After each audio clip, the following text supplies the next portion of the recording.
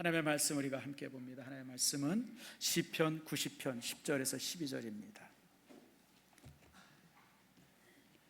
시편 90편 10절에서 12절 찾으셨죠? 우리 같이 한 목소리 읽겠습니다. 우리의 연수가 70이요 강건하면 80이라도 그 연수의 자랑은 수고와 슬픔뿐이요 신속히 가니 우리가 날아가나이다. 누가 주의 노여움의 능력을 알며 누가 주의 진노의 두려움을 알리까? 우리에게 우리의 날 계수함을 가르치사 지혜로운 마음을 얻게 하소서. 아멘. 기도하겠습니다. 하나님 감사합니다. 주께서 우리를 사랑해 주셔서 오늘처럼 저희들 주의 전에 오게 하시며 또 귀한 말씀을 함께 나눌 수 있도록 은총과 은혜 내려주심을 감사합니다.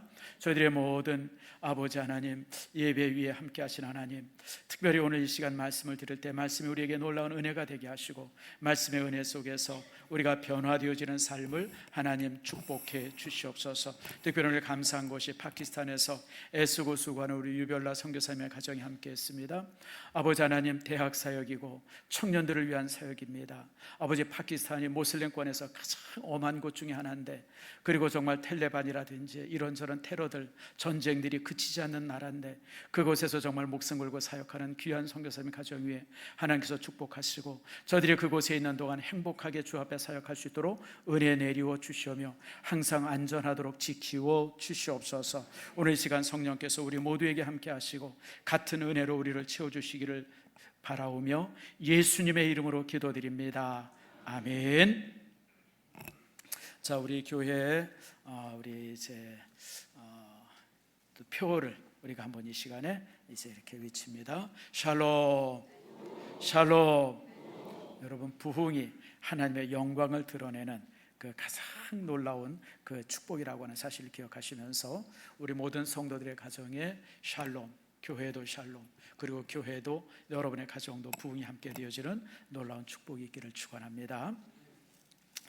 지난 주간에 이제 우리 그 종교개혁지를 우리가 다녀오면서 우리가 이제 쯔빙글리의 고향을 갔었습니다.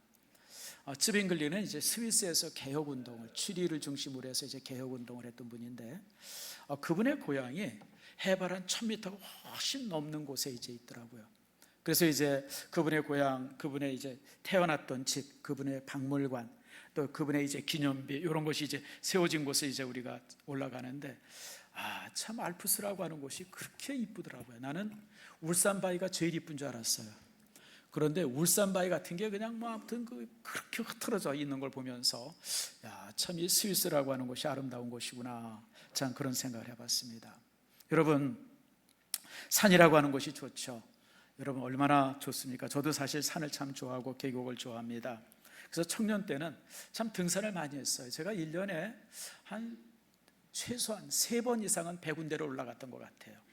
아무튼 3월 1일 날 공휴일이 되면 어김없이 청년들이랑 같이 올라갔고, 뭐 여름에도 올라가고 가을에도 올라가고 참 100군데를 많이 갔던 것 같아요. 지금 그때 생각하면 뭐 그때 건강, 뭐 그때 몸이라고 그러면 100군데 그 이제 올라갔다 내려오는데 한 3시간 걸리는 것 같아요. 어디서부터냐면 그 도선사 있잖아요. 도선사부터 보통 출발하는데 거기서 딱 배낭 메고 올라가는데 1시간 조금 더 걸리고 내려오는데 좀 그렇고 제가 그랬던 것 같습니다. 그런데 한 번은 제가 묘하게 또 이제 용기가 좀 생겨가지고 백운대 위에서 참 잘 놀다가 또 백운산장에서 잘 있다가 이 도선사로 내려오지 말고 저쪽 좀 딴 곳으로 가자 그래서 방향을 좀 바꿨어요. 그때가 이제 좀 겨울이었었던 것 같아요. 좀 추웠던 때인데 그러다가 해가 졌어요. 중턱쯤 내려오는데 사람들 한 명도 없고 길도 없는데 캄캄한데 아무것도 안 보이는데 저는 제가 그때만큼 당황했던 적이 없어요. 나를 믿고 또 몇 사람이 따라왔어요. 어수룩하게. 근데 거기서 길을 모른다고 그럴 수도 없고 이쪽으로 가면 돼. 그러고 이제 한 서너 사람을 끌고 내려오는데 내가 그때만큼 아주 혼나고 참 그랬던 적이 없었던 것 같습니다. 여러분, 산은요 오를 때보다 내릴 때가 위험합니다. 내려올 때 위험합니다. 대부분의 사고가 오를 때 나는 것이 아니라 내려오면서 사고가 납니다. 그래서 많은 사람들이 산에 오르면 그 정점, 이제 산 꼭대기죠. 그 꼭대기에 절대 많은 시간을 보내지 않습니다. 왜냐하면 빨리 내려가야 안전하기 때문에 그렇습니다. 벌써 한 5, 6년 된 것 같네요. 우리나라 유명한 산악인 중에 한 분이 안나푸르나 쪽에 있는 봉우리 하나를 정복하고 내려오다가 사고를 당했죠. 그게 아마 이제 신문에도 아주 대서특별되어지고 그 사람의 시신을 찾는다고 그냥 뭐 많은 팀들이 갔는데 찾았는지는 뭐 제가 확실하게 그때 기억이 안 되나요. 여러분, 이처럼 그래서 이제 정점을 찍고 내려오다가 사고를 당했는지 아니면 올라가다 사고를 당했는지 뭐 이런 것 때문에 이제 이렇게 여러 이렇게 이야기가 있었던 걸로 지금도 기억납니다. 여러분, 이처럼 산이라고 하는 곳, 높은 곳이라고 하는 곳은 굉장히 위험합니다. 인생도 똑같습니다. 우리가 살다 보면 뭔가 이렇게 나름대로의 정점이 오를 때가 있어요. 목회자인 저도 이제 나름대로의 정점이 있을 수 있고, 여러분들이 직장 생활하거나 또 이제 사업을 할 때 나름대로의 이제 정점이 있습니다. 아, 여기가 이제 내 인생의 맨 위인가 보다. 그러면 그 정점에 도달하면 여러분들 꼭 기억하세요. 내가 여기에 얼마를 머무를까를 생각하지 말고 내가 어떻게 해야 여기서 안전하게 내려갈 수 있는가, 그걸 생각해야 합니다.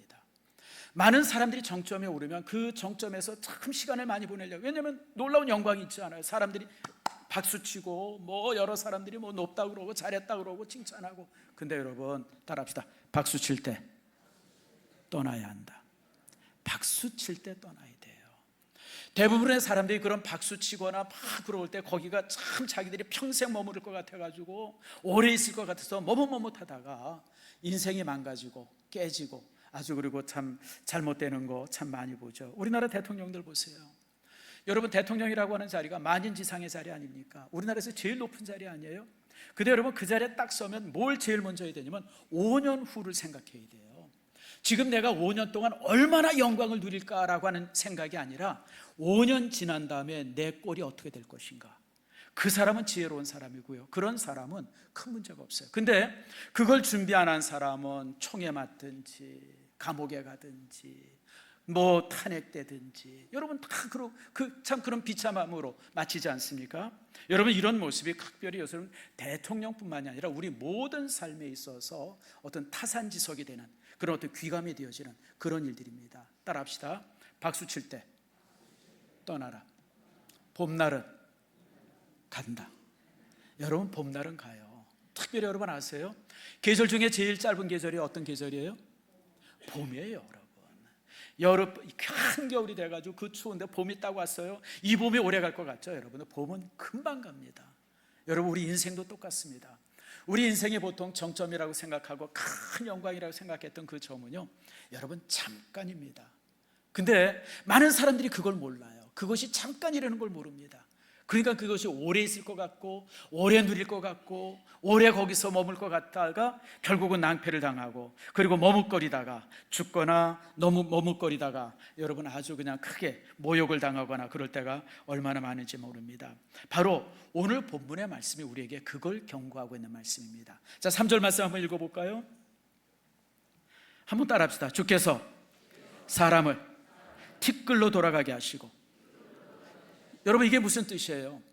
아무리 그 사람이 대통령이고 왕이고 황제고 뭐 어마어마한 지식을 가진 사람이고 뭐 그런 사람이라도 결국은 뭐로 돌아가요? 티끌로 돌아가요. 시간이 문제예요. 언제 돌아가냐가 문제이지 모두가 티끌로 돌아가게 돼 있어요. 전에 제가 한번 이렇게 글을 읽다가 재미난 내용을 하나를 봤어요.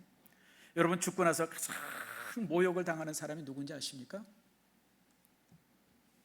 아인슈타인이에요. 아인슈타인이 죽어갈 때 사람들이 아인슈타인의 뇌는 좀 특별할 것 같다 싶어가지고 아직 모든 것이 끝나지 않은데 아인슈타인의 뇌를 열어가지고 그 머리를 쪼개서 뇌를 꺼냅니다. 그래서 3등분을 해요. 그래서 연구소에서 여러 연구소가 가져갑니다. 지금도 그 아인슈타인의 뇌가 보관되어 있어요. 특별할까요, 다를까요? 아니에요, 여러분, 똑같아요. 다름을 전혀 찾지를 못해가지고 뭐 그랬다. 그러니까 아인슈타인은 죽고 나서도 지금도 고통받고 있어요. 머리가 세 조각이 나가지고. 여러분, 그 대단한 과학자, 인류가 가졌던 학자들 중에서 최고의 학자라고 생각했던 아인슈타인도 결국은 뭐로 돌아가요? 티끌로 돌아가는, 황제도 마찬가지, 누구나 마찬가지예요. 오늘 본문의 말씀이 바로 그걸 말하고 있습니다. 여러분, 이 본문의 말씀은 시편 90편은 모세에 의해서 기록된 시편입니다. 다시 말하면 시편 150편이 있지만 가장 가장 오래된 시편이에요. 가장 오래된, 지금부터 한 3,400년 전에 쓰여진, 그러니까 우리가 보통 이제 시편이 다윗에 의해서 기록되어졌다라고 보죠. 명확히 다윗이 저자한 것이 밝혀진 것이 한 3분의 2 정도 되고요. 그리고 이제 작자 미상인 것이 거의 한 10% 조금 넘습니다. 그런데 많은 학자들은 그 작자 미상도 아마 다윗일 것이다라고 보통 추정을 합니다. 그래서 다윗의 것이라고 추정되어지는 것이 거의 한 85% 정도 되어지는데, 그 중에 이제 다른 사람에서 쓰여진 시편이 바로 이제 이 모세의 기도입니다. 모세는 어떤 사람인지 여러분 잘 아시죠? 저가 이제 애굽의 왕자로서 40년을 살다가 사람을 죽이고, 그리고 도망자로서 40년을 살다가, 그리고 이제 나이 80에 하나님의 부름을 받고 이스라엘 민족의 지도자가 되어집니다. 그래서 이제 저가 애굽 왕의 바로 앞에 서서 이제 백성들을 데리고 탈출을 하죠. 그 탈출하는 내용을 기록한 책이 출애굽기입니다. 애굽에서 탈출한 기록이라 그래서 출애굽기예요. 그래서 이제 백성들을 데리고 40년 동안 광야에서 방황하다가 드디어 이제 가나안 땅에 들어올 수 있는 문턱에 딱 서게 되어집니다. 이제 강만 건너면 가나안입니다. 근데 여러분 가보신 분들은 알지만, 성지순례 가보신 분은 알지만, 요단강이라고 하는 것이 우리 한강처럼 넓은 강이 아닙니다. 요단강의 넓이는 기껏해 한 20m, 30m밖에 안 돼요. 우리나라 큰 개울 정도밖에 안 됩니다. 특별한 일이 없으면 그냥 이렇게 걸어서 갈 수 있을 정도로. 그러니까 뭐 다리를 놓든지 뭐 특별히 뭐 배를 가질 필요도 없어요. 뚝을 쌓든지 이렇게 저렇게 하면 이제 이렇게 넘을 수 있는 곳이 이제 요단강인데, 바로 그 요단강 문 앞에 딱 섰습니다. 자, 이제 그것만 건너가면 이제 이제 가나안 땅에. 자, 지금까지 그 이제 수많은 군중들, 그냥 정말 200만 가까이 되어지는 군중을 광야에서 40년 동안 이렇게 데리고 다니다가 결국은 이제 가나안 땅에 입성할 수 있는 마지막 순간이 다가왔어요. 근데 그 마지막 순간이 다가왔는데 하나님의 말씀이 그에게 임합니다. 신명기 31장 49절입니다. 자, 한번 우리가 볼까요? 신명기 31장 49절 말씀. 자, 우리 한번 같이 읽겠습니다. 시작. 너는 여리고 맞은편 모압 땅에 있는 아바림 산에 올라가 느보 산에 이르러 내가 이스라엘 자손에게 기업으로 주는 가나안 땅을 바라보라. 내 형 아론이 호로산에서 죽어 그의 조상에게 돌아간 것 같이 너도 올라가는 이 산에서 죽어 내 조상에게로 돌아가리니. 아멘. 무슨 얘기예요? 이제 본인이 그 많은 군중들을 데리고 요단강을 건너서 가나안 땅에 막 들어가려고 하는 그 시점에 모세야 서라. 그리고 호렙 이제 느보산에 올라가라. 사실 이 사진은 제가 여러분에게 보여줬어요. 느보산은 이제 사해 바로 옆에 있는 높은 산입니다. 그 산 꼭대기에 올라가면 어디까지 보면 예루살렘부터 시작해서 저 가나안 땅 끝까지 모든 가나안 땅이 한눈에 보이는 그런 높은 산입니다. 그 산에 딱 세우더니 모세야, 내가 내게 주기로, 내 백성들에게 주기로 한 땅을 한번 보아라. 쫙 봤어요. 그런데 너는 여기서 죽을 것이다. 근데 여러분, 모세는 신명기서 마지막 장에 보면 모세는 죽음의 순간까지도 굉장히 건강했습니다. 다른 청년들에게 비교해서 전혀 쇠하지 않았어요. 눈도 밝았고 귀도 밝았고 신체도 건강했고, 모세는 앞으로 수십 년 동안도 뭐 수십 년은 뭐 좀 너무 길지만 그래도 몇 년 동안은 백성들을 충분히 이끌고 가나안 땅에 들어가서 그 땅을 정복할 수 있는 건강과 모든 것이 갖춰져 있다고 생각했는데, 하나님은 모세야 내려와라. 이후의 영광의 자리는 내가 아니라 여호수아의 자리다. 그리고 모세를 거기서 이제 내려오게 합니다. 여러분, 얼마나 허탈했겠어요. 가나안 땅에 들어가는 것을 목표로 해서 40년 동안 그렇게 살았는데, 하나님께서는 이제 한 발만 더 넣으면, 그 강만, 개울 같은 강만 건너면 가나안 땅인데, 하나님은 거기서 멈춰라. 너는 여기까지다. 그리고 멈춰 세운 겁니다. 그리고 그 다른 영광을 이제 여호수아에게 되어지죠. 여러분, 오늘 본문의 말씀에 나오는 우리 날 계수함을 가르치사라고 하는 12절 말씀이 바로 그걸 말합니다. 12절에 뭐라 그럽니까? 우리에게 우리 날 계수함을 가르치사. 이게 뭐냐면 자신의 때의 끝을 알게 하는 것, 이것이 바로 지혜 중에 큰 지혜라고 하는 겁니다. 대부분의 사람들은 시작할 때는 종종 알아요. 그런데 끝날 때를 모를 때가 참 많은 것 같아요. 끝날 때. 여러분, 끝날 때 잘 끝나야 여러분 그 영광이, 자신이 가졌던 영광을 지속할 수 있습니다. 저는 이제 주식을 할 줄 모릅니다. 제가 우리 성도들 주식 한 번도 해본 일이 없고, 그리고 성도들 주식하는 것에 대해서 제가 별로 그렇게 탐탁하게 생각하지 않습니다. 주식은 어떻게 생각하면 노름 같아요. 글쎄 주식 고수들은 어떻게 생각하는지 모르겠어요. 주식 고수들은 그걸로 돈도 번다고 그러고 그러고 그러는데, 제가 볼 때는 여러분 주식의 미래를 무슨 수로 알겠어요. 아무리 계획하고 준비하고 해도. 여러분 케인즈라고 하는 유명한 사람 아시죠? 케인즈라고 이제 경제학자 중에 케인즈학 하면 최고의 주식 이제 경제학자인데, 케인즈도 주식하다가 쫄딱 망했습니다. 여러분 잘 아는 누굽니까? 꽤 많은 사람들이 뉴턴 아시죠? 여러분 아인슈타인 이전에 최고의 지혜자라고 얘기하지 않습니까? 여러분 무슨 아인슈타인에 의해서 무슨 여러 가지 법칙들 이런 이 법칙들을 많이 만들었는데, 여러분 이제 뉴턴도요 주식하다가 쫄딱 망합니다. 제가 이제 크린토피아라고 하는 책을 쓰고, 그 다음에 이제 이 뉴턴이 뭐였던 사람이냐면 조폐공사 사장을 했던 총장을 했던 사람이에요. 영국에서 이제 이 돈을 찍어내는 데 있어서 조폐공사 사장하고, 그 다음에 이제 무슨 이제 할리먼의 무슨 회장도 하고 온갖 영광을 다 갖췄던 사람이죠. 그런데 제가 이제 주식에 손을 댑니다. 그러다가 쫄딱 망합니다. 뉴턴보다 머리 좋은 사람, 케인즈보다 경제를 잘 아는 사람은 주식해도 괜찮아요. 근데 내가 그분들보다 떨어진다 생각하면 따라합시다. 하지 말자. 하지 마세요, 여러분들. 안 하는 게 돈 버는 거예요. 근데 주식하던 사람이 그런 얘기를 하더라고요. 주식에 있어서 가장 중요한 건 발 뺄 때를 알아야 된다 그래요. 발 뺄 때. 근데 여러분 이걸 무슨 수로 알겠어요? 막 잘 되고 승승장구하고 주가가 올라가고 그러면 이게 때다 싶어서 올라탔는데 그게 발 뺄 때인 거예요. 그래도 뚝 떨어져. 근데 이런 사람들 한두 번 본 게 아니에요. 그래서 여러분들 가능한 주식하지 마세요. 그게 여러분들 편안하게 사는 방법입니다. 어쨌든 여러분들 이렇게 사람들은 뭔가 시작하는 것도 중요하지만 거기서 나오는 것은 더 중요합니다. 그래서 여러분 전도서 3장 1절에 따라합시다. 범사에 기한이 있고 천하만사에 때가 있다. 때가 있어요. 때가 있어요. 여러분 아까 제가 등산 얘기도 잠깐 했지만, 여러분 정상에 오르는 거 굉장히 쉽지가 않아요.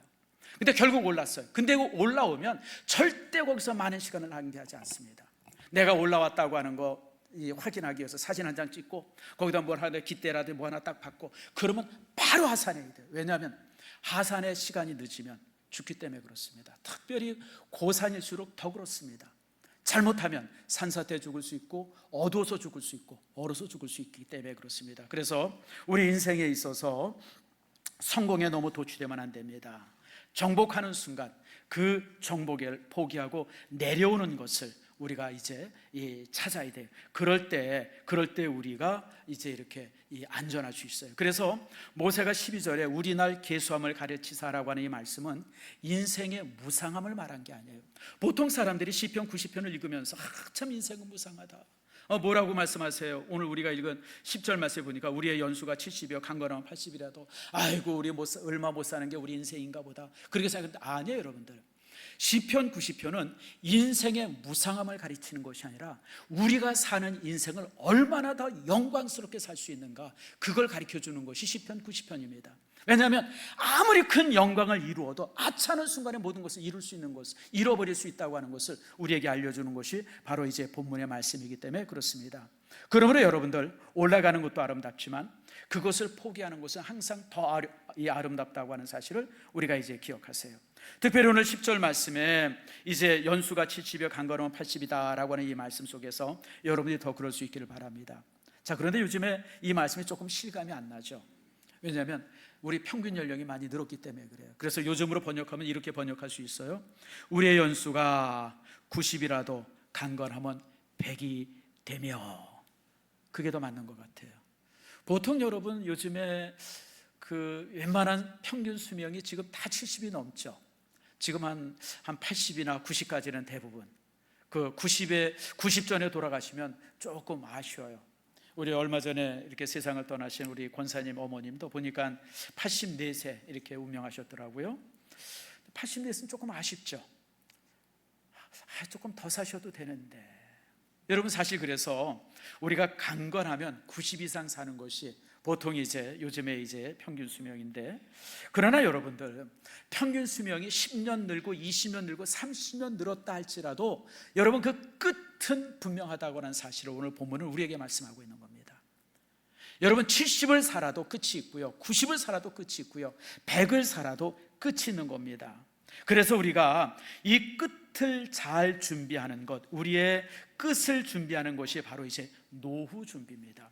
우린 보통 이제 노후 준비 그러면 이제 뭐 건강을 위해서 준비하고, 또 이제 늙어 죽을 때까지 먹고 살 수 있는 어떤 그 재산을 어느 정도 준비해 놓고, 그런 것을 노후 준비라고 생각해요. 아니요, 여러분들, 진정한 노후 준비는 내려옴을 준비하는 것부터 시작이 되는 겁니다.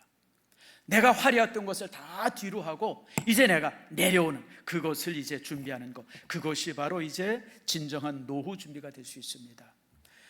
그 전에 이제 그런 얘기를 들은 적이 있어요. 예전에 시어머니들이 이제 며느리가 어느 정도 쓸만해지면 자기 곳간의 열쇠를 며느리한테 맡긴다, 그런 얘기 여러분 들어보셨죠? 그게 바로 노후 준비예요.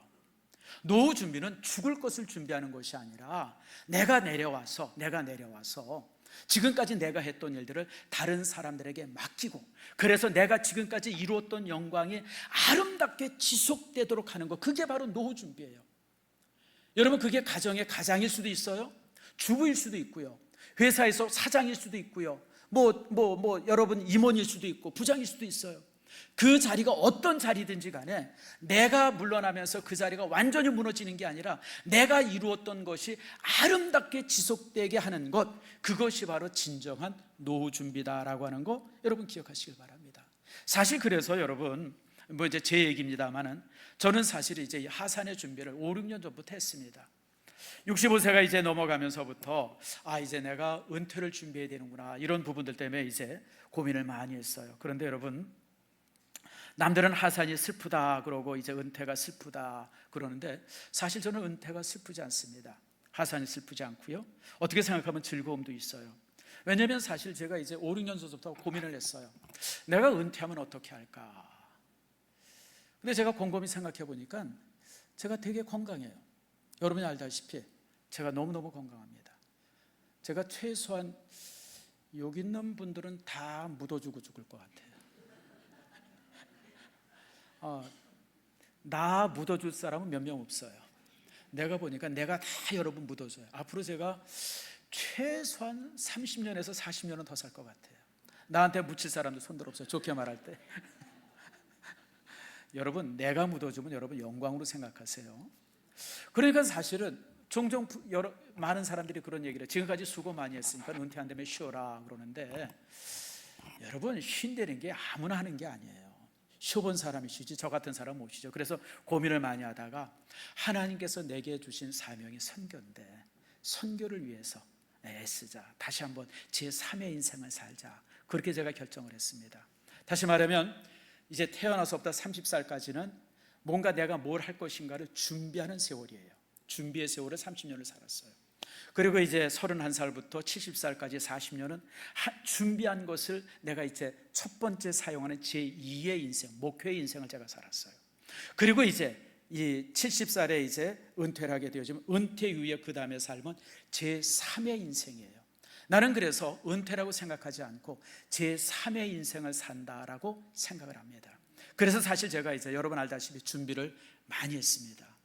우선 제가 그 생각을 하면서 제일 먼저 준비한 것이, 그럼 이제 선교를 위해서 내가 준비할 수 있는 것이 무엇일까? 그래서 사실은 6년 전에 제가 이제 숭실대에 다시 입학을 해가지고 여러분 이제 공부를 다시 시작했어요. 그래서 한국어 교사 자격증을 땄어요. 그래서 제가 숭실대 4년 열심히 공부했습니다. 여러분 잘 모르지만, 그래서 제가 학위를 2개 땄어요. 숭실대에서 한국의 교사 학위 하나 땄고, 그 다음에 이제 중국 문학사 학위를 하나 더 땄습니다. 그래서 제가 BA 학위가 4개입니다. 여러분, 제가 가방끈이 제법 깁니다.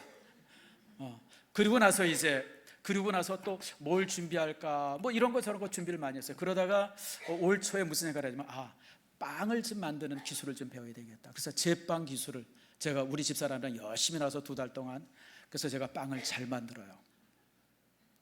잘 안 믿는 것 같은데 어제 저녁에도 어제 오후에 교회에서 비가 와가지고 조금 일찍 가서 뭘 할까 그러다가 빵을 한번 만들어 봐야 되겠다. 그래서 집사람이랑 같이 빵을 만들었습니다.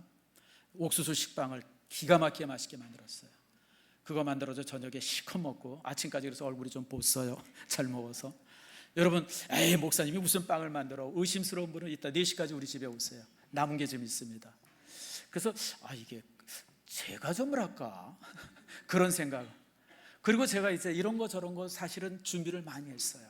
그래서 제가 은퇴하면 선교의 일선에 서는 게 아니라 선교의 일선에 서는 사람은 젊은 선교사들이야. 지금 뭐 유별나 선교사처럼 저런 사람이 일선에 서 있고 나는 저 사람 뒤에서 시다발이 하는 사람으로. 그러니까 저 사람들이 필요한 부분들이 있을 거 아니에요. 무슨 뭐 학원을 한다 그러면 이제 그 학원에 가서 강사를 한다든지 뭔가 좀 이런 거 저런 거 무슨 이 카페를 한다 그러면 거기 가서 빵도 만들어주고 커피도 내려주고 뭐 그다음에 이제 그분들이 필요로 하는 그런 부분을 해야 되겠다고 해서 사실 그 준비를 6년간 쭉 해왔습니다. 그러면서 이제 조금 더 준비되어야 할 것이 사실은 영어입니다. 어학이죠. 제가 우리 이 성도들과 함께 이제 이렇게 단기 선교를 가거나 이러고 그러면 항상 창피한 게 있어요. 제가 한국말은 얼마나 잘해요. 한국말은 제가 능히 잘하는데 어학을 잘 못해가지고 항상 성도들한테 조금 창피해요. 이 목사님이 어떻게 저기 미국 사람들 외국 사람들이랑 왜 이렇게 더듬거리나 잘 안 되나? 그래서 이게 어학을 제대로 공부해야 되겠다 싶어서 사실은 제가 이제 그 가을부터 이제 그 준비를 좀 하려고 준비를 많이 하고 있어요. 그래서 영어권에 가서 좀 살아보자. 미국에 가서 살면 돈이 너무 많이 들어서 안 되고 동남아에서 영어를 사용하고 있는 나라들이 있잖아요. 뭐 인도라든지 아니면 뭐 스리랑카라든지 아니면 필리핀이라든지 이런 데 가서 한 달 살이를 좀 여러 번 좀 하자. 그래서 좀 영어를 좀 제대로 하려고 지금 나름대로 계획 중에 있습니다. 이제 그게 어느 정도 끝나면 이제 중국어를 좀 공부하려고 합니다. 제가 사실 중국어도 한 2년 공부를 했었습니다. 그래서 이제 실력이 어느 정도 됐었냐면 한 2년 전에는 중국집에 가서 짜장면 시켜 먹을 정도의 실력은 됐었어요. 조금 알아듣고 조금 말하는 것 좀 어느 정도 되고. 근데 한 2년 쉬니까 또 다 잊어버렸네요. 그래서 중국에 가서도 한두 달 살면서 생존으로 왜냐하면 여러분 중국에만 14억의 인구가 있는 게 아니라 동남아도 화교계들이 굉장히 많습니다. 태국이라든지 필리핀, 말레이시아, 싱가포르, 인도네시아 이런 데 있어서 대부분의 많은 사람들이 화교계입니다. 그래서 중국말을 할 줄 안다고 그러면 거의 20억이 넘는 인구와 말이 돼요.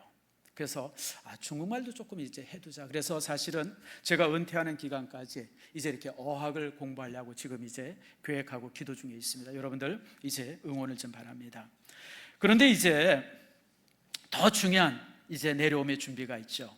그것은 바로 이제 지금까지 31년 동안 목회해온 이 교회를 누구에게 위임할 것인가라고 하는 것이 또 저 나름대로 굉장히 고민이었어요. 그래서 그 준비를 사실 그동안 기도도 하고 여러 가지 생각을 하고 그러면서 쭉 진행하다가 결국 이제 우리 윤 목사가 이제 주변에 있는 것이 이제 발견되어지고 또 그러면서 이제 윤 목사님을 제가 이제 이 올 1월 달에 우리 교회 이제 청빙을 했습니다. 사실은 이제 뭐 완전히 결정된 건 아니죠. 내년 초에 이제 청빙 투표를 해야 이제 완전히 결정이 됩니다. 그러나 여러분 제가 볼 때 윤 목사님이 저보다 낫죠. 제가 참 제일 윤 목사님한테 은혜 받은 게 뭐냐면 저번 주일날 예배 드릴 때입니다. 한 주간 이제 우리 교회에서 예배 드리지 못했잖아요. 베를린 비전 교회에서 이제 예배를 드리고 이제 이렇게 저번 주 주일날 이제 2부 예배 때 설교를 할 이제 예배 드리면서 딱 앉아 있는데 윤 목사가 찬양을 인도하는데 그게 너무 은혜가 되더라고요. 갑자기 그냥 가슴이 찬하게 은혜가 되는 거예요. 그래서 하나님이 이래서 윤 목사님을 우리 교회에 보내주셨구나. 제가 너무 은혜가 됐던 거예요. 그래서 하나님께서 참 나를 축복하셨구나. 여러분 사실 그래서 제가 많은 부분을 이제 윤 목사님한테 맡기려고 그래요. 아무래도 윤 목사가 저보다 20살이나 젊기 때문에 훨씬 더 젊게 사역을 잘할 거예요. 여러분 더 많이 사랑하고 더 많이 기대하고 더 많이 함께하기를 바랍니다. 사실은 그 윤 목사한테 성도들의 사랑이 관심이 쭉 가면 누가 제일 샘날까요? 아마 제가 제일 샘날 거예요. 혹시 여러분 그런 게 보이면 아이고 우리 정 목사님도 인간인가 보다 그렇게 생각하세요. 여러분 당연하죠. 온 성도가 제게 관심이 집중됐는데 어느 날 갑자기 정 목사는 눈에도 안 보이고 유 목사한테만 그러면 제가 얼마나 섭섭하겠어요. 근데 여러분 따라합시다. 그래야 교회가 된다. 그래야 교회가 돼요. 여러분 내가 은퇴했는데도 불구하고 뭐 목사님 사랑해요, 목사님 존경해요, 그리고 저한테 여러분 그러면 교회는 그때부터 안 돼요. 제가 은퇴하면 그 순간부터 여러분은 저와 전화를 끊어야 되고요, 저와 모든 관계를 끊어야 합니다. 물론 이제 교회에서 저를 필요로 할 때가 있을 겁니다. 그러면 제가 와서 설교도 하고 또 함께도 하겠지만 그 정도고 모든 관심과 사역은 유 목사님에게 집중이 돼야 돼요. 그래야 교회가 아름답습니다. 저는 섭섭할 거예요. 정말 우리 집사람도 말도 못하게 섭섭할 거예요. 옛날에는 내가 제일 좋다고 그러더니 말이야 저럴 수가. 여러분 근데 그래야 교회가 되는 겁니다. 그러지 않고 뭐 성도들의 마음이 원로 목사님한테 이만큼 가 있고 뭐 이렇게 그러면요 유 목사가 목회를 못합니다.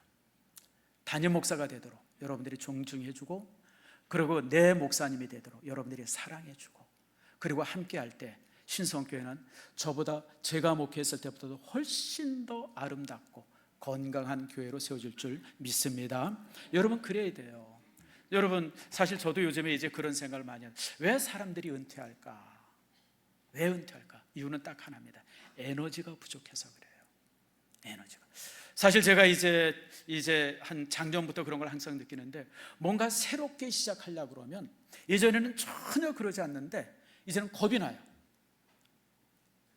그래서 나 스스로가 이런 게 왜 겁날까? 옛날에는 뭐 그냥 눈 하나 깜짝 안 했는데 이제는 뭔가 새로운 걸 시작하려고 그러면 뭔가 좀 겁이 나고 내가 잘할 수 있을까? 이런 생각이 들어요. 그래서 그래서 사람들이 70이 되면 은퇴인가 보다 그런 생각을 해봅니다. 여러분 우리 총회에서 올해 정년이 3년 연장이 된다 그래요. 그럼 앞으로 제가 몇 년 더 해도 돼요? 근데 안 할 겁니다. 우선 눈이 빠지도록 기다리고 있는 윤 목사가 있어서 안 할 것이고요. 두 번째로 제가 안 하는 이유는 뭔가 새롭게 시작할 때 조금 한 살이라도 더 건강할 때 새롭게 시작하고 싶어요. 여러분 만약에 내가 75살쯤 돼가지고 선교를 시작한다 그러면 여러분 누가 선교지에서 저를 환영하겠어요? 그래도 이만큼 된 모습 가지고 선교제를 갈 때 유별나 선교사 도움이 되겠지? 이 정도면 내가 도움이 되겠지만 더 늙으면 선교지에서 부담스러워하죠. 그래서 내가 조금이라도 젊었을 때 선교지 가겠다. 사실 내년 중반기가 넘어서면 사실 선교지에 이제 이렇게 제가 거처할 수 있는 데를 마련하려고 합니다. 나름대로. 그래서 이제 거기 가서 있으면서 주변의 선교사들과 교제도 해보고 그들을 내가 도울 수 있는 방법이 무엇인가를 잘 준비하고 더욱 그러려고 합니다. 여러분 이렇게 내려놓음이 아름다울 때, 내려감이 아름다울 때 인생은 더 영광스럽습니다. 잘 아는 것처럼 다윗의 삶 속에서 또 한 번의 위기가 있었던 거 여러분 아실 거예요. 다윗의 위기가 여러 번 있었죠. 사울 왕의 칼을 피해서 도망 다닐 때도 굉장히 위기였었고, 또 언제가 위기였습니까? 압살롬의 반란이 일어났을 때도 위기였었어요. 근데 모든 위기가 다 끝난 게 아니라 또 한 번의 위기가 있었어요. 그게 뭐냐면 따라합시다. 궁중안의 반란. 다윗이 80이 됐을 때 아도니아가 반란을 일으킵니다. 아도니아는 누구냐면 다윗의 아들입니다. 남아있는 아들 중에서 제일 장남입니다.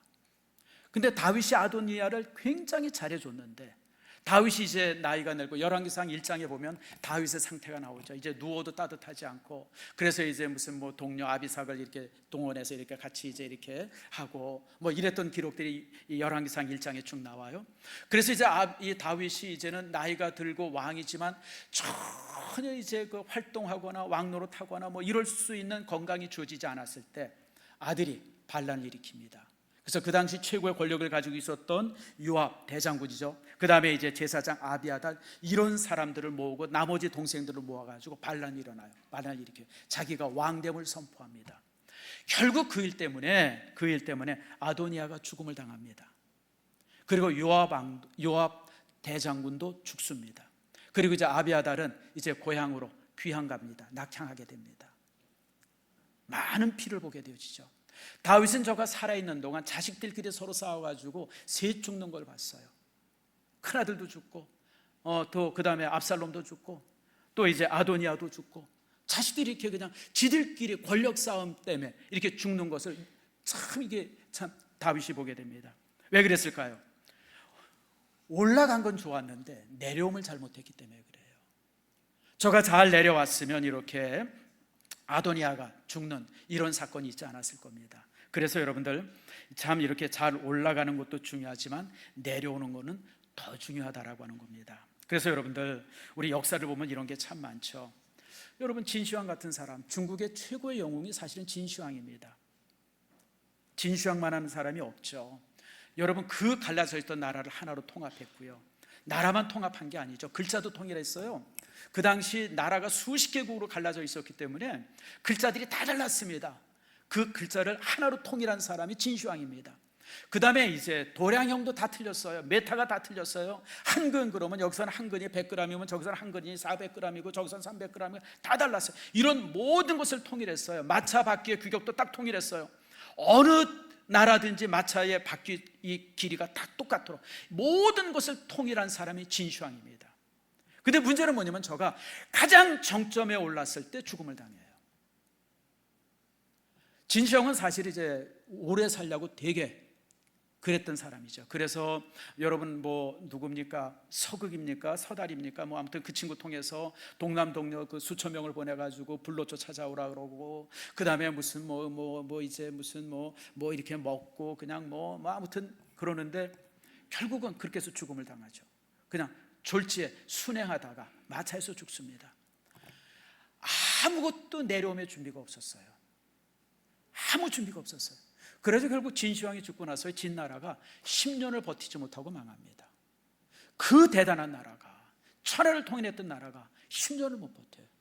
내려옴을 준비하지 못했기 때문에 그래요. 그래서 여러분들 이제 우리가 나이가 어느 정도 채워지면 항상 그리고 나름대로 이제 이렇게 위에 올라갔다 그러면 여러분 스스로가 내려옴의 준비가 아름답기를 바랍니다. 이런 준비가 여러분들 노후 준비입니다. 노후 준비는 내가 이제 늙어서 얼만큼 건강하게 살 것인가, 무슨 뭐 조깅하고 뛰고 그 건강 준비. 그 다음에 내가 이제 죽을 때까지 쓸 수 있는 그 이제 돈들 뭐 연금이 얼마고 적금이 얼마고. 여러분 그게 노후 준비가 아니라 가장 적절한 시간에 내가 내려오는 것. 그것이 바로 진정한 노후 준비다라고 하는 거 기억하세요.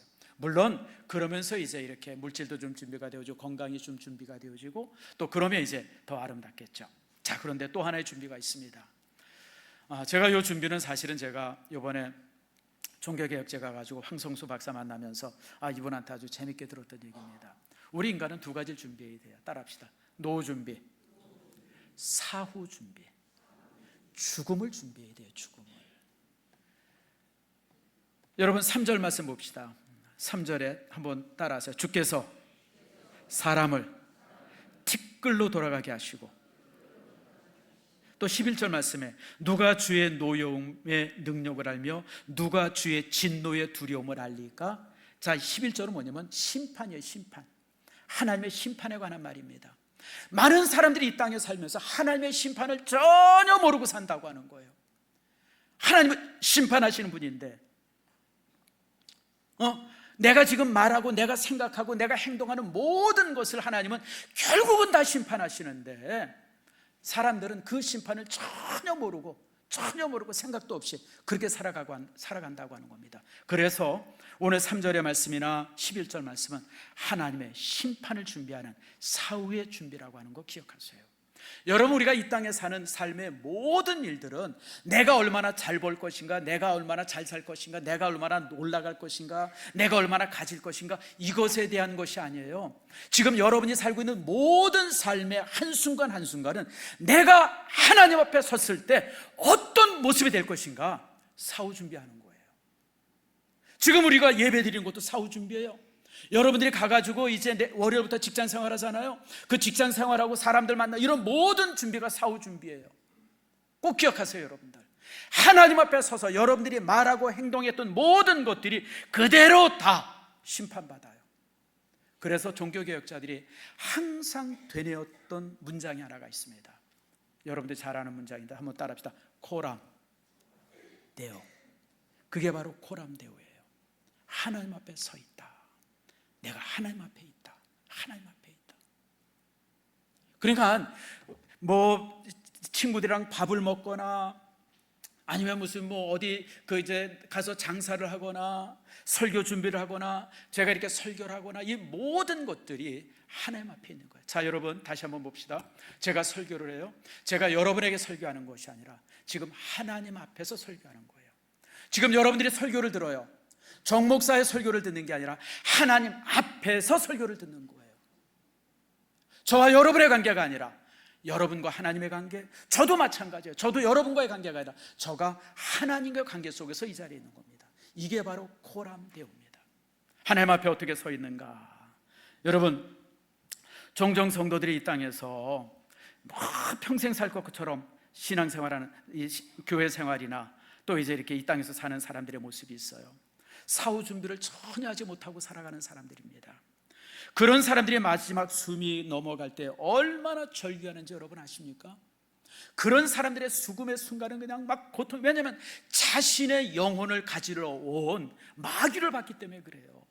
사탄을 받기 때문에 그냥 그 죽음의 순간이 너무 무섭고 그래서 여러분들, 그렇게 무신자로 살던 사람들, 하나님 부인하고 살던 사람들의 마지막을 보면요, 막 절규하고 떨고 그냥 막 그런 기록들이 여러분 한번 찾아보세요. 그러나 우리 믿음의 사람은 그렇지 않습니다. 믿음의 사람들의 마지막 순간은요, 천사의 몸을 봅니다. 천사의 몸을 봅니다. 제가 어제 친구랑 대화하는데도 그 얘기를 하더라고요. 그 친구 목사, 제가 이름이 기억이 안 나네요. 그 목사님의 아버님이 아침에 일어나더니 그러더래요. 얘야, 내가 내일 죽을 텐데 119 부르지 말고 그대로 그냥 집에서 죽도록 그냥 놔둬라. 그 아들이 깜짝 놀라요. 아니, 아버지 건강하신데, 그 말도 잘하시는데 아버지 뭔 말이에요? 근데 그 다음 날 운명하시더래요. 그래서 이 목사님이 너무너무 놀라가지고, 야, 세상에 어떻게, 왜 그런지 아세요? 천사가 오음을 받기 때문에 그래요. 자신의 영혼을 붙들어 가지러 온 천사를 받기 때문에 전혀 죽음에 대한 두려움도 없고, 아, 내일 내가 하나님 나라에 가겠구나.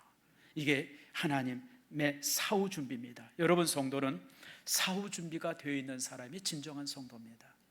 아무리 이 땅에서 뭐 목사로 살고 장로로 살고, 아무리 이 땅에서 뭐 그럴싸한 직분, 그거 다 소용없어요. 여러분들, 얼마나 사후 준비가 제대로 되어 있나, 그것이 진정한 성도의 가치가 결정이 되는 겁니다. 사후 준비는 세 가지입니다. 첫 번째가 구원의 확신입니다. 내가 예수 그리스도로 인해서 죄가 씻음 받고 그분의 보혈로 내가 온전히 구원받았다고 하는 것, 그것을 분명히 알 때, 이것이 바로 이제 그 구원의 확신입니다. 이번 종교개혁지 순례를 가가지고 사실 두 영웅을 봤습니다. 첫 번째 영웅은 이제 얀 후스입니다. 체코의 영웅이죠. 체코 이 대학의 총장이었던 분인데, 그가 이제 종교개혁을 외쳤을 때 이제 천주교에서 소환합니다. 콘스탄틴이라는 곳에 이제 소환을 해가지고 그 종교회의에서 화형을 멸하고 거기서 화형을 당합니다. 그런데 여러분, 불에 타는 장작놈에 있으면서도 전혀 굴하지 않고 거기서 죽습니다. 왜 그럴 수 있었을까요? 우리가 여러분 피나나, 손가락에 피나나만 살짝 꽂혀도 얼마나 아픈지 몰라요. 여러분들 한번 뭐 하다가 뒤어보세요. 제가 3주 전에 빵 굽다가 여기 한번 뒤었거든요. 아이고, 얼마나 쓰리가 아픈지요. 여러분, 온 몸이 불에 타서 죽는 죽음을 경험해 보세요. 이게 상상이 안 되죠. 근데 그 안에서 여러분 참 결연하게 죽습니다. 그게 종교개혁에 있어서 어떤 이제 시발이 됐었어요. 그리고 100년이 지난 다음에 마틴 루터가 또 이제 보럼스라고 하는 곳에 이제 소환이 돼서 거기서 이제 재판을 받습니다. 거기서 재판을 받을 때 황제가 앉아 있고, 보름스 교회 황제가 앉아 있고요. 그리고 이제 로마의 교황청에서 왔던 그런 이제 대사들이 앉아 있고, 많은 제후들이 앉아 있는데 그 가운데 그 마틴 루터가 썼던 책들이 딱 쌓여져 있었어요. 그런데 이제 황제가 묻습니다. 저기 내가 종교개혁을 한답시고 저런 책을 썼는데 저 쓴 책을 부인하겠느냐 시인하겠느냐 말해라. 다시 말하면 부인하면 살려주고 시인하면 죽이겠다는 거예요. 그때 그 마틴 루터가 단호하게 외치죠. 뭐라고 외치냐면, 내가 여기 서 있습니다. 내가 할 수 있는 건 아무것도 없습니다. 하나님, 나를 도와주시옵소서. 아멘. 그러고 거절합니다. 그렇게 거절했을 때 황제가 그에게 사형언도를 내리죠. 자, 제가 사진 하나 보내드리죠. 이게 바로 그 자리입니다. 여기 앞쪽에 그 조항영 집사님 앞에 무슨 뭐 시뻘 건 거 뭐 하나 있죠. 시커먼 거. 그게 이제 그 마틴 루터가 서 있던 자리입니다. 원래 이 자리가 이제 교회 자리인데 지금 교회가 하도 오래돼가지고 이제 이게 무너지고 폐허가 돼서 이제 사라졌고, 이제 이 교회 자리에 지금 이제 마틴 루터가 서서 하나님, 내가 여기 있습니다. 나는 아무것도 할 수 없습니다. 하나님, 나를 도와주시옵소서라고 단호하게 외쳤던 그 자리에다가 이렇게 이제 그 신발만, 마틴 루터의 신발을 만들어놨어요. 우리가 그 앞에서 이제 사진을 찍었어요. 그리고 또 우리 정장로님의 그 신발 신고 사진을 찍었습니다. 근데 나 아무리 봐도 안 어울려. 준범이 신발 같아요. 예, 여기는 이제 제가 서 있었습니다. 이게 마틴 루터가 여기에 이렇게 서서 단호하게 외친 거예요. 하나님, 내가 여기 서 있습니다. 내가 할 수 있는 건 아무것도 없습니다. 나를 도와주세요. 아멘. 그리고 사형언도를 받습니다. 그런데 선제오가 이제 마틴 루터를 도움으로 인해 가지고 사실 이제 마틴 루터가 이 죽음을 당하지 아니하고 종교 개혁을 이어갈 수 있었습니다. 여러분, 어떻게 사형 선고 앞에, 그리고 온몸이 불타는 화형 앞에서 저렇게 담대할 수 있습니까? 여러분, 구원의 확신이 있었기 때문에 그래요. 하나님이 나를 지금 이 순간 땅에서의 숨이 끊어지지만 하나님 나라에서 생명이 시작될 것을 분명히 믿었기 때문에 그렇습니다. 그래서 여러분들, 다시 한번 여러분에게 묻습니다. 여러분, 예수 그리스도가 여러분의 죄를 사했음을 믿습니까? 여러분, 아멘. 이건 안 믿는 사람이에요. 좀 더 크게 믿습니까? 믿습니까? 아멘. 지금 죽어도 천국 갈 수 있음을 확신합니까? 아멘. 그러면 여러분 돼요. 이게 구원의 확신입니다. 구원의 확신, 이게 사후 준비의 첫 번째가 구원의 확신입니다. 근데 여러분, 또 하나가 있어요. 뭐냐면 상급의 확신입니다. 하나님께서는 우리가 이제 천국에 들어가면 우리에게 상급을 주십니다. 어떤 상급을 주십니까? 마태복음 25장 21절입니다. 자, 한번 같이 읽어볼까요? 시작. 그 주인이 이르되 잘하였도다 착하고 충성된 종아, 내가 적은 일에 충성하였음에 내가 많은 것을 네게 맡기리니 네 주인의 즐거움에 참여할지어다. 여러분, 충성한 종에게 하나님께서 맡기는 맡김이 있어요. 특별히 여러분, 선교에 힘을 다했던 이 바울이 오늘 이렇게 또 디모데에게 고백을 합니다. 디모데후서 4장 8절 같이 읽읍시다. 시작. 이제후로는 나를 위하여 의의 면류관이 예비되었으므로 주곧 의로우신 재판장이 그날에 내게 주실 것이며 내게만 아니라 주의 나타나심을 사모하는 모든 자에게 도다니라. 아멘. 선교의 복음 사역에 힘쓴 바울에게 하나님께서 무슨 면류관을 주세요? 의의 면류관을 주십니다. 의의 면류관. 사랑하는 성도 여러분, 여러분 모두가 하나님께서 여러분을 위해서 준비하신 의의 면류관을 받을 수 있는 축복이 여러분 모두에게 있어지기를 축복합니다. 전에 한번 제가 고등학교 때 부흥회를 갔는데 부흥사 목사님이 그 얘기를 하시더라고요. 천국에 가면 다들 면류관을 쓰고 있는데 개털 모자 쓰고 있는 사람이 있대요. 아니, 저 사람은 다들 좋은 면류관을 쓰고 있는데 왜 개털 모자를 쓰나 봤더니 이유가 하나 뭐냐면 아내 교회다 보내고 자기는 집에서 집 지켜가지고 개와 같다 그래서 개털 모자래요. 또 제가 보니까 아무나 보고 짖어가지고 개털 모자가 아닐까 싶어요. 교회에서 봉사하고 헌신하는 사람들 뒤에서 수덕수덕 하면 여러분 그냥 개털 모자, 그런 사람들, 여러분 이게 참 부끄러운 사람들이죠. 여러분, 그래서 계시록 3장 11절에 이렇게 말합니다. 자, 같이 읽다 시작. 내가 속히 오리니 내가 가진 것을 굳게 잡아 아무도 내 면류관을 빼앗지 못하게 하라. 여러분, 하나님께서 여러분에게 허락하신 면류관들이 있어요. 선교하는 분들, 복음 전파하는 선교에 쓰는 분들은 의의 면류관일 것이고, 교회에서 여러 직분 속에서 정말 애쓴 분들은 영광의 면류관일 것이고, 충성한 사람들은 충성의 면류관을 주실 것이고, 이런저런 면류관을 여러분을 위해서 준비하셨어요. 빼앗기지 않기를 축복합니다. 굳게 면류관을 잡고 하나님 앞에 서는 여러분들 모두가 되어지기를 축복합니다. 자, 그런데 여러분, 또 하나의 준비가 있습니다. 마태복음 6장 19절입니다. 자, 한번 같이 읽어볼까요? 시작. 너희를 위하여 보물을 땅에 쌓아두지 말라. 거기는 좀과 동록이 해하며 도둑이 구멍을 뚫고 도둑질하느니라. 오직 너희를 위하여 보물을 하늘에 쌓아두라. 거기는 좀이나 동록이 해하지 못하며 도둑이 구멍 뚫지도 못하고 도둑질도 못하느니라. 내 보물이 있는 곳에는 내 마음도 있느니라. 아멘. 보물을 어디다 쌓으라고요? 어디다 쌓아놓으라고요? 하늘에. 여러분들, 하늘에 쌓아둔 보물이 얼마나 됩니까? 여러분, 우리 하나님께서 우리에게 물질을 주세요. 예를 하나 듭니다. 하나님께서 내게 이제 1억을 주셨어요. 내가 죽을 때까지 100만 원 썼어요. 내 돈이 얼마일까요? 1억에 100만 원이에요. 1억이라고 생각하시는 분, 머리 나쁜 사람들이에요. 하나님께서 내게 1000억을 줬어도 내가 쓴 것만 내 돈이에요. 하나님께서 여러분에게 물질을 주시면 그 물질 여러분이 쓰라고 주신 것이지 창고에 쌓아서 썩히라고 준 것 아니에요. 여러분들, 여러분들에게 하나님께서 물질을 주셨고 건강 주셨고 시간 주셨으면 여러분 자신을 위해서 여러분 충분히 다 사용하세요. 뭐 몇 년 전에 어떤 재벌이 죽었어요. 뭐 재산을 얼마 남겼냐면 21조 원을 남겼답니다. 어마어마한 돈을 남겼어요. 근데 그거는 그 사람과 상관없는 돈이에요. 자식들 돈이에요. 그래서 그런 돈들을 뭐라 그래요? 여러분, 동록이 해하고 도둑이 구멍을 뚫는다 그럽니다. 여러분들, 여러분이 가진 것 중에 여러분 쓴 것만 여러분의 돈임을 기억하세요. 그러나 우리 그 돈을 하늘에 쌓아두면 여러분의 것입니다. 하나님의 보물 창고에 하늘에 쌓아둘 때 그 물질은 영원히 내 것이 되어져요. 여러분 기억하세요. 우리가 하나님 앞에 헌금을 드리고 하나님의 선한 사역을 위해서 물질을 사용하고 하나님을 위해서 우리가 땀 흘리고 이런 모든 것들이 하늘에 쌓여진 보물 창고에 차곡차곡 쌓여집니다. 여러분들이 하나님 나라 갔을 때 여러분의 창고가 하나씩 다 있을 거예요. 열어보게 되어질 때 어떤 사람은 너무너무 부끄러울 거예요. 가서 보니까 그냥 동전 몇 개나 있고 그냥 시잘데없는 것들이랑 있고 그냥 얼마나 창피하겠어요, 여러분들. 그런 어떤 성도는 이렇게 문을 열어보니까 그곳에 가득 찬 보물이 있어요. 물질이 있고 땀이 있고 수고가 있고 애씀이 있어요.